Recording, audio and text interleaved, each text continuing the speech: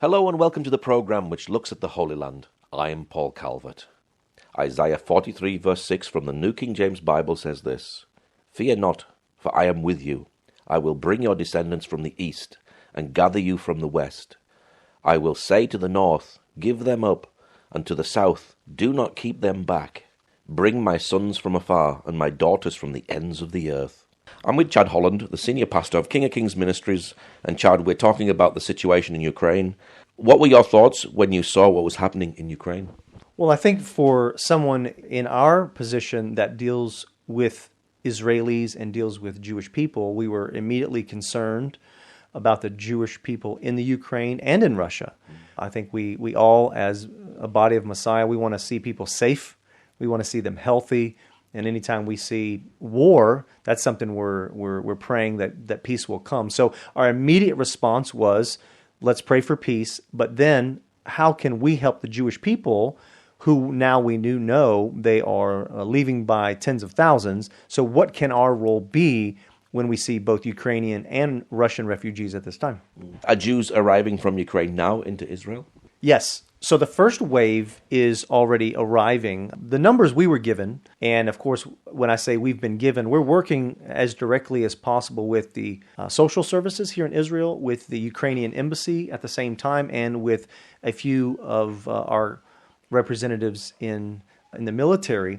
And so we're getting what we hope is really good information. Out of 44 million people that lived in the Ukraine before the conflict, almost 3 million have now become refugees leaving the country. Now, we also were told that 200,000 Ukrainians are Jewish by lineage and have the right to make aliyah, that is, to move to Israel and become a citizen. So we don't know how many will make application, but what we were told is the first 10,000 are being processed now, and we've already seen some of those families start to arrive. Wow, so you got 10,000 coming already? That's the expectation, is that the first wave, and that first wave is going to be the first 2 months. We're expecting 10,000 to be processed through the Ministry of Interior and to start arriving into Israel. It will overwhelm the system for a while until we catch up. But on our end, we're looking at how can we help people both when they arrive here in Israel, and then how can we help people that are suffering still in the Ukraine? Now, sanctions have been placed on Russia. So are Russian Jews also leaving Russia too and coming here? Yes. So the first wave, of course, was much more emergency-oriented because it was Ukrainians obviously fleeing.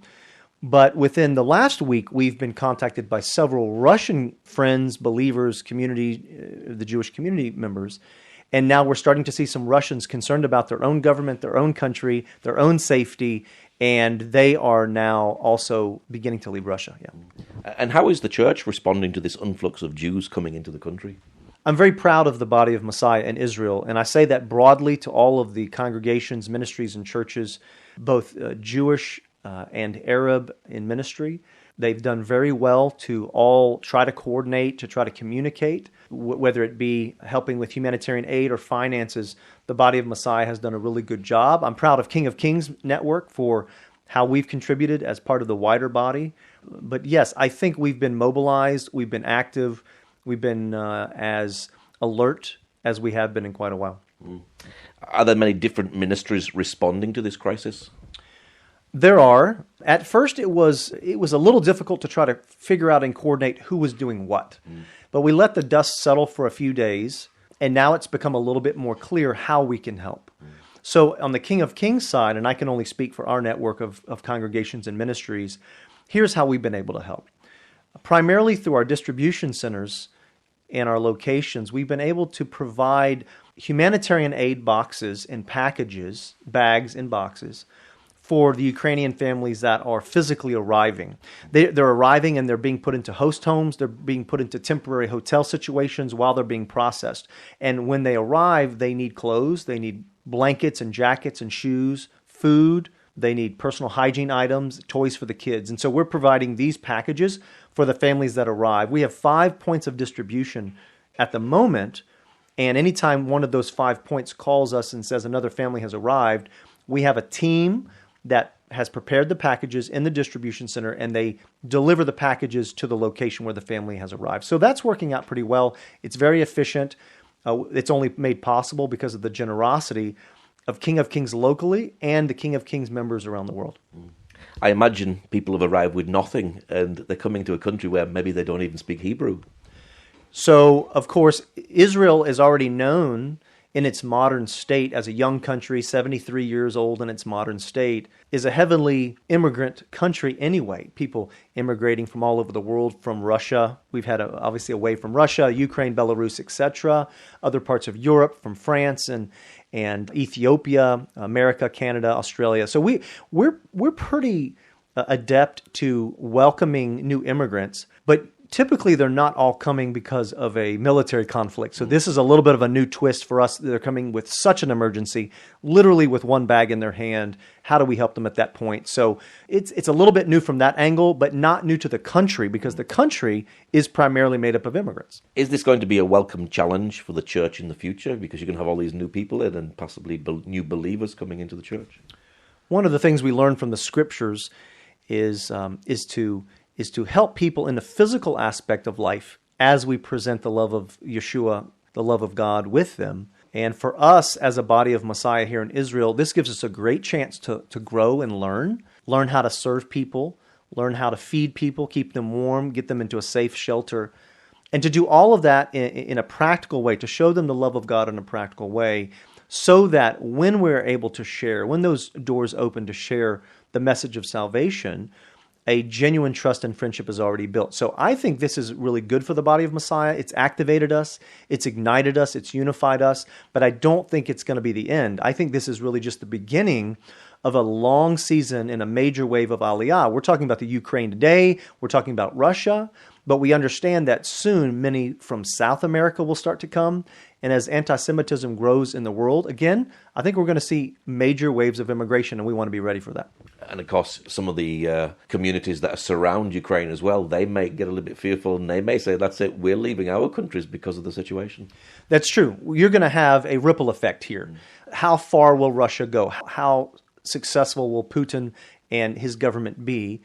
And if you live anywhere near those borders, I think there's going to be some trepidation, some concern, what's going to happen. The other part that's been concerning people in Europe has been the rise of the Islamic communities and the Sharia law and things that have been put into place in these different communities. We've had immigrants come from all over Europe these last few years, and their concern hasn't been war.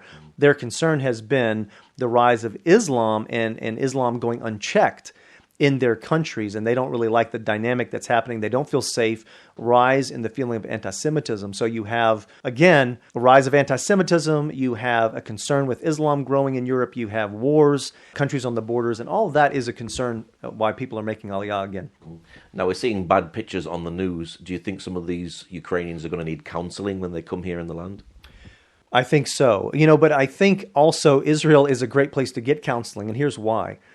Inside of Israel, we deal quite often with military campaigns, with being attacked and missiles fired and incendiary balloons released over us and tunnels dug on our borders. And these are terrorist acts, and we deal with them a lot. We have a great military. But inside of Israel, military service is mandatory, both male and female, 2.5 years. It's very rare that our young adults have gone through their 2.5 years of service and then reserve service without being in some kind of military conflict. And that comes with it the need for trauma counseling, PTSD counseling. And so at King of Kings, we've been blessed to grow in our ministry family 3 different locations of the counseling center. And we've now offered that counseling center and some of its services to incoming refugees. So God has been preparing you as a ministry to be ready for some of these people that are going to be coming over. That's right. And I know we're not able to serve every single family, but to the ones that are open to what we have to offer, whether it be packages of humanitarian aid, relationship, our feeding soup kitchens, we serve families with hot kosher meals, and then our counseling center.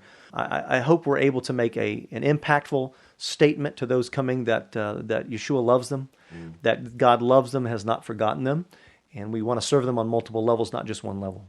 It's very sad when we see war break out in a country, but are you seeing God is using this as a fulfillment of biblical prophecy just to bring the Jews home?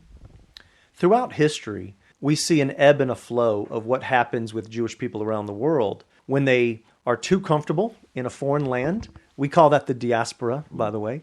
When they're too comfortable in the diaspora, typically some kind of pressure will be applied or will be allowed, even if it's not caused by God, it's allowed. And that pressure will remind the Jewish people of their one true covenant home, the land of Israel that was promised to them in their forefather Abraham, the tribes of Israel. So on the one hand, we don't want war. We don't want conflict. We don't want death and violence. On the other hand, we see how God moves in strategic ways, even in these tragic moments, because those pressures applied, whether it be Islam or whether it be terrorism or whether it be anti-Semitism or war, those pressures were applied historically, and it causes a major wave of immigration back to Israel. So yeah, I see the hand of the Lord being used inside of it, although I would not be the one to describe that God's hand is causing it. Why did you want to get involved? Well, for us, it's a kingdom principle, right? What are we here on earth to do as a saved remnant of people? We're here to show the love of God in a practical way and to hand out the invitation of salvation to their God and their Creator. If we look at the life of Yeshua in the text of the Bible, we're going to see that he feeds people, he counsels people, he heals people, he's patient while they don't understand, but he's also a good teacher and a preacher of the gospel. And if we're going to be made in his image and do his ministry, we're the hands and the feet, we're the temple, then for us it becomes very natural that we want to be involved in humanitarian aid, we want to be involved in congregation and church planting, we want to be involved in counseling, and welcoming new immigrants into the country. So for us, it's a very natural fit to what we read in the Bible. Now, Palestinians have been trying to compare themselves to the same as Ukraine. Is it the same or is it different? First, I don't claim to be a political expert on these matters, but we don't think it's the same because, on the one hand, Israel is not attacking Gaza or the Golan. We're not attacking. We're not the instigators of conflict. So I think that's very different from Russia attacking Ukraine. On the other hand, Israel is the rightful and legal owner of the occupied territories. Sometimes people, maybe they don't understand that it's the term occupation is really backwards from what many in the media describe it to be. The Palestinian people are occupying Israeli territory, not the other way around. We are not trying to occupy theirs, it's ours, we're allowing them to occupy it. On the other hand, we are allowing them to govern themselves as long as that government can keep safety and health in those regions. What some of your listeners may not understand is how many Arab-speaking Arabic people live peacefully inside the Israeli borders.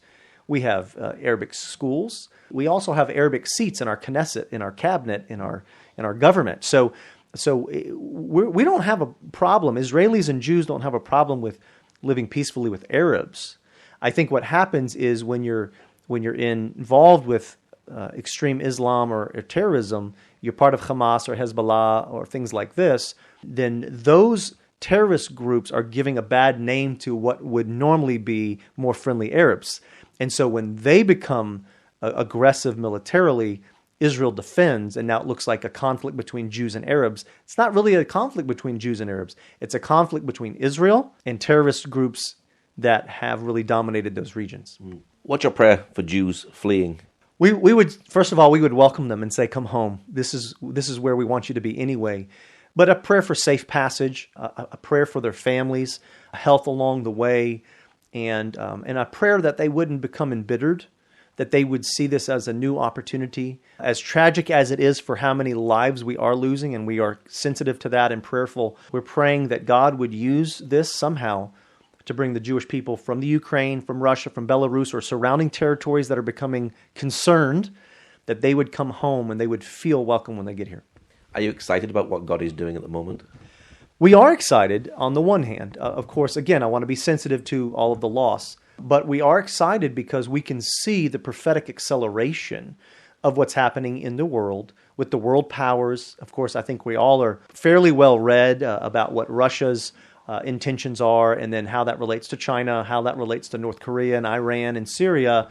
And that collective group and what they want to accomplish is very different than what we in Israel, being the only democracy in the Middle East, what we would want to accomplish with our European and our North American allies. But I do see a prophetic acceleration here, so I'm excited for that regard, because I believe that opens the door for Israel's destiny to be fulfilled, and to that destiny to be shown as that which preaches the gospel and unlocks a great harvest at the end of the age. Although this may not be the Mog and Magog war, it is showing how things are developing and moving forward, and the Bible's coming true, isn't it? It certainly does. And again, I'm not an expert in eschatological studies or world and historical politics, but I do understand. I've read many who are starting to make those connections. I'm not making those connections, but I do see very clearly how the prophetic acceleration, how the end of the age, the book of Revelation is all starting to unfold right in front of our eyes.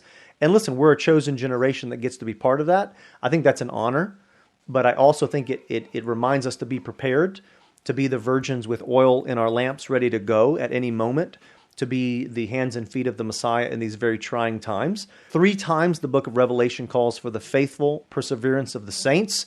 And so what that means to us is get ready for a rough ride, but as darkness grows, the light of Messiah grows even brighter. So we expect a great harvest. So I'm excited for that aspect. The Bible talks about God brings the Jews back in unbelief and then they get saved. So you're maybe going to be very, very busy in the future, are you? Well, again, there's a lot of times when you are planting new ministries and planting new congregations, maybe in a city or a village that has no gospel representation, people would say, well, then why are you planting something? It's not that strong, it's not that big, it's not thousands of people. And what we often respond to them is, we want a healthy leadership team on the ground. We want strong small groups and a prayer team and a strong spiritual community, even if it's small. And we don't build that only for what exists now. We build it for what's coming in the future. Somebody has to be ready to receive all of the new immigrants coming, preach the gospel, to make disciples, to teach them the truth of the Word of God. And when we plant a new campus or a new congregation, we have the future in mind, not just the present. What's your website for maybe people who'd like to give and help with the ministry of helping Jews come back to the land here? Yeah, thank you. So the network of King of Kings, if you want to just see what we're all involved in across the nation, it's kkm.network. That stands for King of Kings Ministries. But kkm.network, that will give you all of our affiliated locations and partners. If you want to go to the congregation that I pastor personally, it's kkcj.org, King of Kings Community Jerusalem. So kkcj.org. On both sites, they can get more details. How can they be involved? Be involved in prayer, be involved in volunteerism, be involved in financial giving. A lot of options there. Okay, Chad, thank you very much. Thank you for having me on the program today. I appreciate your heart and the heart of all your listeners and supporters. So thank you for doing this and giving us time. Thank you for joining us today. Pray that God will move by his mighty power in the Holy Land and bring his peace.